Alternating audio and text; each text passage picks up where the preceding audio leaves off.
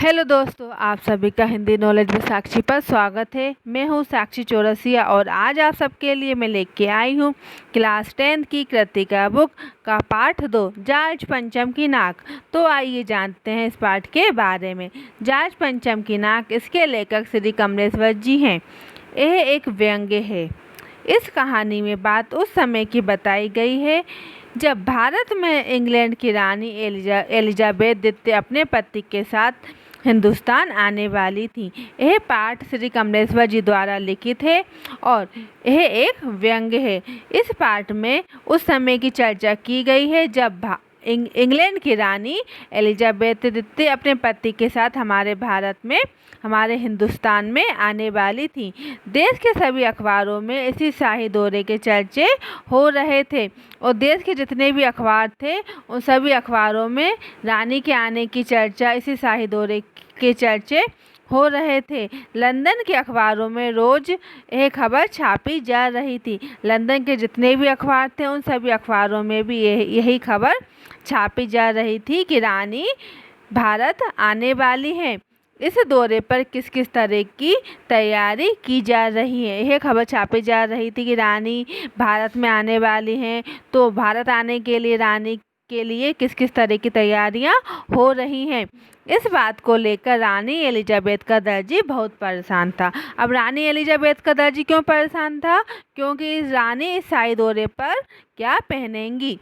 यहाँ पर सेक्रेटरी और जासूस दौरा उनसे पहले करने वाले थे। यहाँ पर सेक्रेटरी और जासूस रानी से पहले ही दौरा करने वाले थे। रानी की जन्मपत्री से लेकर प्रिंस फिलिप कारखानों के साथ साथ रानी के नौकर, बावर्ची, अंगरक्षक, दर्जी, जहाँ तक कि रानी के पालतू कुत्ते की खबर भी अखबार में छापी गई थी। इस बात की बड़ी धूम थी। अखबारों में रानी की जन्मपत्री, रानी के बारे में और उसके साथ साथ उनके पति प्रिंस फिलिप के बारे में, और जहाँ तक कि रानी के जो नौकर थे, बावर्ची, अंगरक्षक, दर्जी और रानी के पालतू कुत्ते के बारे में भी अखबार में खबर छापी गई। इस बात की वहाँ पे बड़ी धूम थी। इंग्लैंड में शंख बज रहे थे पर उसकी गूंज हमें भारत में सुनाई दे रही थी। इस बात के लिए इंग्लैंड में बड़ी धूम थी और शंख बज रहे थे, पर उसकी जो आवाज़ थी शंख की, वे हमारे भारत में सुनाई दे रही थी। इन अखबारों में छापी गई खबरों के कारण हिंदुस्तान में सनसनी पूरी तरह से फैल गई थी। जब अखबारों में खबर छापी जा रही थी, इसके कारण हमारे हिंदुस्तान में एक सनसनी मची हुई थी। चारों ओर सनसनी फैल गई थी। दिल्ली में शाही सवारी के आगमन पर बहुत धूम गूंज रही थी कि दिल्ली में शाही सवारी आने वाली है, इसके लिए बहुत धूम गूंज रही थी। इसी खबर को सुनते ही हिंदुस्तान में सनसनी सी मची हुई थी। पूरी दिल्ली राजधानी में तहलका मच रहा था। पूरी दिल्ली में तहलका मच रहा था कि रानी शाही दौरे पर आने वाली हैं। देखते ही देखते दिल्ली की धूल भरी रोड साफ हो गई। दिल्ली में इमारतों को सजाया और पूरी दिल्ली की सजावट की गई। जब रानी शाही दौरे पर आने वाली हैं तो जो दिल्ली की रोड पर जो धूल थी वह साफ हो गई। दिल्ली की जो इमारतें थीं उनको सजा दिया गया, उनकी मरम्मत हो गई और पूरी दिल्ली को सजाया गया। दिल्ली का काया पलट ही करके रख दिया और दिल्ली का पूरा ही काया पलट कर दिया। इसी बीच एक बहुत बड़ी समस्या सामने देखने को आई और इसी बीच क्या सबके सामने एक बहुत बड़ी समस्या सामने आ गई। अब यह समस्या क्या थी कि दिल्ली में मूर्ति की नाक नहीं है। दिल्ली में क्या मूर्ति की नाक नहीं है? वह मूर्ति किसकी थी? जॉर्ज पंचम की थी। पर हथियारबंद पहरेदार अपनी जगह तैनात रहे थे।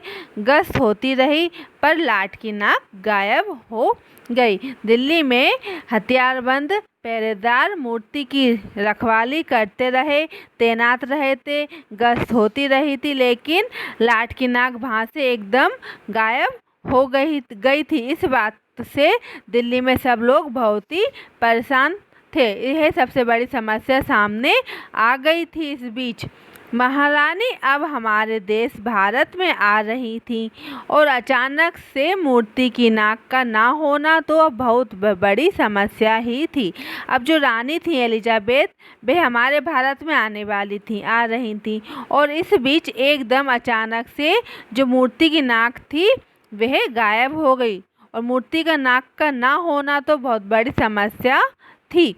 देश का भला चाहने वाले बड़े बड़े व्यक्तियों की एक सभा बुलाई गई। जो व्यक्ति देश का अच्छा चाहते थे, भला चाहते थे, उन सभी व्यक्तियों की एक मीटिंग बुलाई गई, जिस सभा में सभी एक ही बात से सहमत थे। उस सभा में क्या बात हुई और क्या मीटिंग हुई कि सभी व्यक्ति एक ही बात से सहमत थे कि मूर्ति पर नाक का होना बहुत ज़रूरी है। मतलब जब सभा हुई थी तो सभी व्यक्तियों ने एक ही बात कही कि मूर्ति पर नाक का होना बहुत ज़रूरी है। यदि मूर्ति पर नाक दोबारा से ना लगाई गई तो हमारे देश की नाक को भी हम बचा नहीं सकते। बड़े बड़े स्तर पर फैसले सलाह ली गई कि मूर्तिकार के द्वारा मूर्ति पर नाक तो लग सकती है। सभा हुई, सभा में सभी लोगों ने सलाह करी, एक दूसरे को सुझाव दिए। फिर यह सब मीटिंग होने के बाद, सभा होने के बाद सलाह हुई कि मूर्तिकार के द्वारा हम मूर्ति पर नाक लगवा सकते हैं। मूर्तिकार के द्वारा जॉर्ज पंचम की मूर्ति पर नाक को दोबारा से लगाया जा सकता है। मूर्तिकार ने कहा कि मुझे पता होना चाहिए कि मूर्ति कब बनी थी और किस देश में बनी थी। फिर मूर्तिकार को बुलाया गया और मूर्तिकार ने क्या कहा कि मुझे इस बात का पता होना चाहिए कि यह मूर्ति जो है वह कब बनाई गई थी और किस देश में बनाई गई थी, किस देश में बनी थी, और इस मूर्ति के लिए किस तरह के पत्थर का उपयोग किया गया था। इस बात का पता पुरातत्व फाइलों के द्वारा भी नहीं लग सका। जब मूर्तिकार ने कहा कि मुझे पता होना चाहिए कि मूर्ति कब बनी, किस देश में बनी और किस पत्थर की बनी, तो इस बात का पता लगाया गया, पर इस बात का पता तो पुरातत्व फाइलों में के द्वारा भी नहीं लग सका। फिर मूर्तिकार ने एक सुझाव दिया। जब पता नहीं लग पाया तब फिर मूर्तिकार ने सभा में एक सुझाव दिया कि वह मूर्तिकार भारत देश के सब पहाड़ पर जाएगा और मूर्ति जैसा ही पत्थर ढूंढकर वापस लाएगा। अब यहाँ पर मूर्तिकार ने क्या सुझाव दिया कि भारत के जितने भी देश हैं, नगर हैं, वहाँ के सभी पहाड़ पर वह मूर्तिकार जाएगा और वहाँ से उसी मूर्ति जैसा ही पत्थर ढूंढकर वापस लाएगा। यह मूर्तिकार ने सुझाव दिया।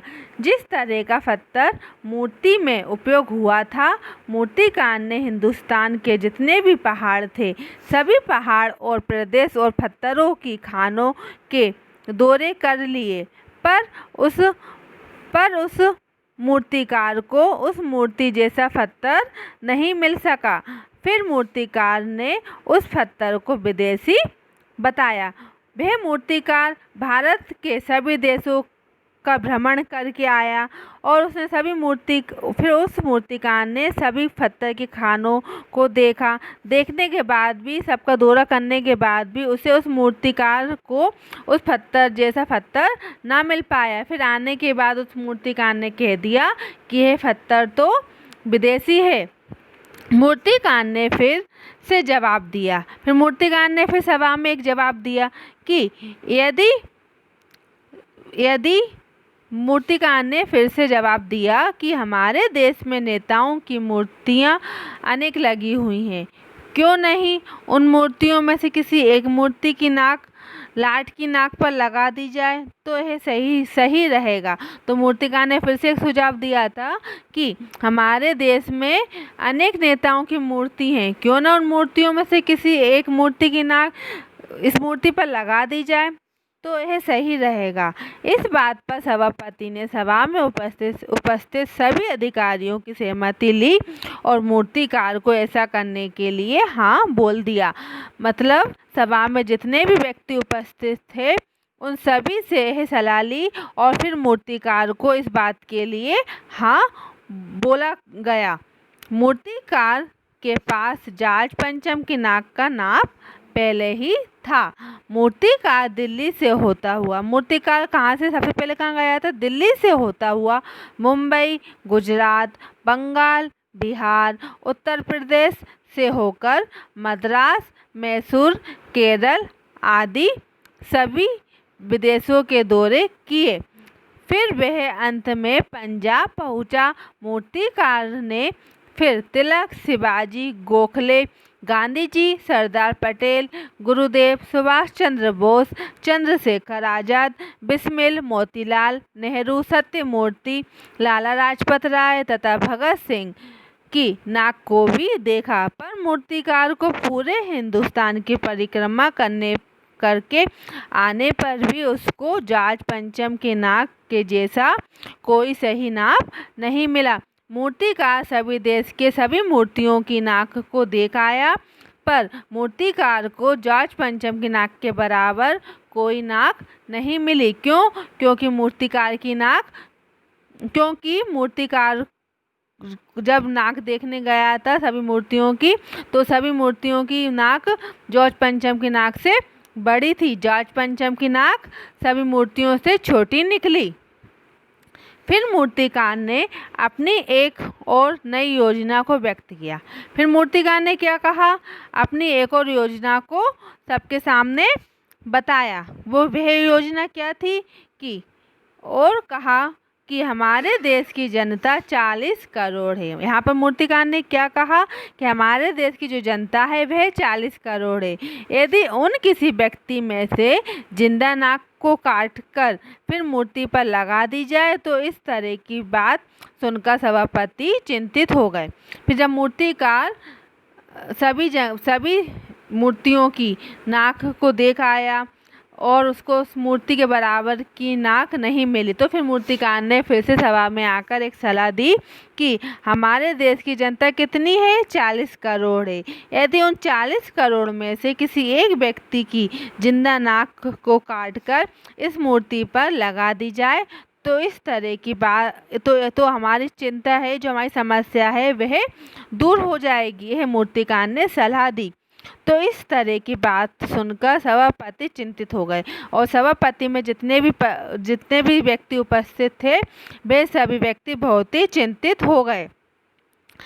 पर मूर्तिकार को इस बात की इजाज़त दे दी गई, लेकिन बाद में सभापति ने मूर्तिकार को ऐसा काम करने के लिए इजाज़त दे दी। उस समय अखबारों में यह छापा गया कि नाक की समस्या का मसला हल हो चुका है। मतलब फिर उस समय अखबार में छापा गया कि अब जो नाक की समस्या थी, मूर्ति की नाक नहीं है, वह समस्या हल हो गई है। यह अखबार में छापा गया। उस समय जाट पंचम की नाक लग रही है। और क्या छापा गया? इस जाट पंचम की नाक की समस्या हल हो गई है और जाट पंचम की नाक लगाई जा रही है, जो इंडिया गेट के पास स्थित है।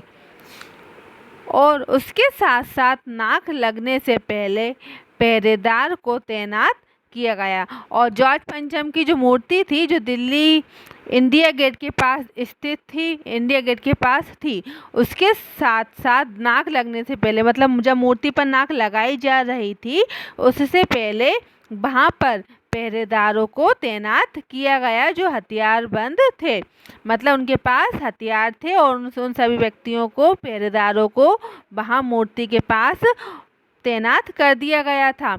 और मूर्ति के आसपास के तालाब को सुखा कर साफ कर दिया गया था। और जो मूर्ति के पास आसपास का तालाब था उसको सुखो दिया गया था और फिर उस तालाब में साफ पानी डाल दिया गया था।